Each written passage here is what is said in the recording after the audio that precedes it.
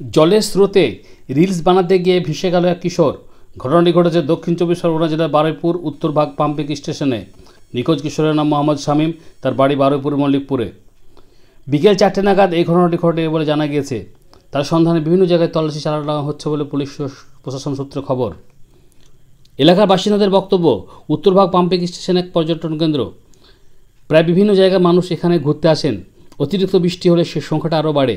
কলকাতা পৌর এলাকা, রাজপুর, সোনারপুর, বারুইপুর এমনকি উত্তর চব্বিশ পরগনার একটি অংশ জল এই উত্তরভাগ পাম্পিং স্টেশন হয়ে বিদ্যাধরী ও মাতলা নদীতে গিয়ে পড়ে। জমা জল পাম্পিং স্টেশন হয়ে খালে পড়ার সময় বিরাট স্রোতের সৃষ্টি হয় এবং তা দেখতে ভিড় জমান অনেকেই। এই দৃশ্য দেখতে এবং ভিডিও রিলস বানাতে কয়েকজন বন্ধুর সাথে বারুইপুরের মল্লিকপুর এলাকা থেকে এখানে এসেছিলেন মোহাম্মদ শামীম। জলের স্রোতে সে ভেসে যায়। বাকি বন্ধুরা তাকে আটকানোর চেষ্টা করলেও শেষ রক্ষা করতে পারেনি। এদিকে এই ঘটনা জানাজানি হলে বারুইপুর থানার পুলিশ ঘটনাস্থলে আসে। খবর পেয়ে ঘটনাস্থলে আসেন বারুইপুর পূর্ব বিধায়ক বিভাগ সর্দার। রিল বানাতে এসেছিলো বাইরের লোক, মল্লিকপুর থেকে এসেছিলো বেশ কিছু ছেলে। তারা এখানে লাফালাফি করে জলে ঝাঁপ দিতে যে রিল তৈরি করছিল। আকস্মিক একটা দুর্ঘটনা, ছেলেটা একটা ছেলে ওখান থেকে হাত থেকে সরে যায়, জলে ভেসে যাচ্ছে।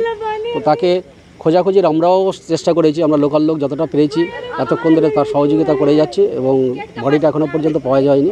আশা করি খুব তাড়াতাড়ি বডিটা প্রশাসন সেটাকে রিকভারি করবে।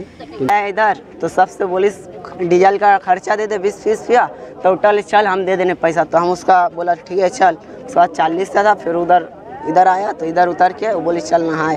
तो हम सब यहाँ वीडियो कर रहा, तो हम लोग दोनों मिलकर उतर के मस्ती ले के यारकी में आगे किया। देख रहे भसान बहुत हेवी हो गया, तो हम उसका हाथ जाके धरा, हाथ धर के दोनों साइड आ रहे, उतने में फिर से हाथ छूट गया, फिर जाके उसका हाथ धरा।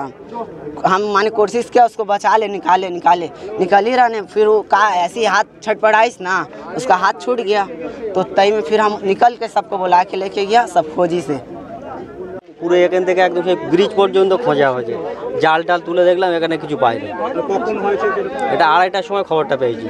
এখানে আসতে করতে 3টে বেজেছে, 3টে থেকে নেমেছি খালে, নেমে খোঁজাখুঁজি করছি, তখন আর পাওয়া যায় খুব স্রোত ছিল জলে। হ্যাঁ, তখন পাম্প চলছিল। 1-1.5 ঘন্টা পর পাম্পটা বন্ধ করেছে, তখন সব খোঁজাখুঁজি করছে। সময় তো ওখানে বসে প্যারা খাচ্ছিল। কি শুনলেন এখানে? ওর মাকে ফোন করলো কে, আমরা দিয়ে বেরোলাম, এবার দেখছি কি নাম ছেলে? মোহাম্মদ ইয়াসিন। কত বছর? 16 বছর।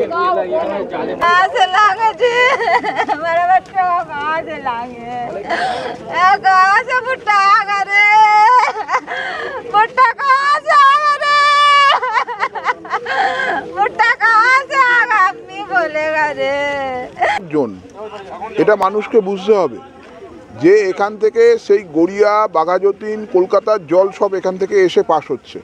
আর এত বর্ষা হয়েছে, চারিদিকে জলে ভেসে আছে। এই পাম্প হাউসটা কোনো ঘোরার জায়গা না, কোনো আড্ডা মারার জায়গা নয়, বা এই পাম্প হাউসটা দেখতে আসার কোনো জায়গা নয়। এটা কোনো ভ্রমণ কেন্দ্র নয়, এটা সরকারি কাজের একটা এত যেই বন্যা জল হয় বা বৃষ্টির জল হয়, সেই জলগুলোকে এখান থেকে উত্তরভাগ পাম্পিং হাউসের মাধ্যমে পাস করে এটাকে মাতলা নদী, পিয়ালি নদীর মাধ্যমে সোজা বঙ্গোপসাগরে পাঠিয়ে দেওয়া হয় এই জলগুলোকে, বর্ষার জলগুলোকে। সুতরাং এখানে যারা এসছে ভুল করেই এসছে। আর আমি বারণ করব যে এখানে যেন কেউ সাধারণ মানুষ না প্রবেশ করে। সিকিউরিটিরা বারণ করেছে প্রচুরবার, এখানে যারা সিকিউরিটি আছে প্রচুরবার বারণ করেছে।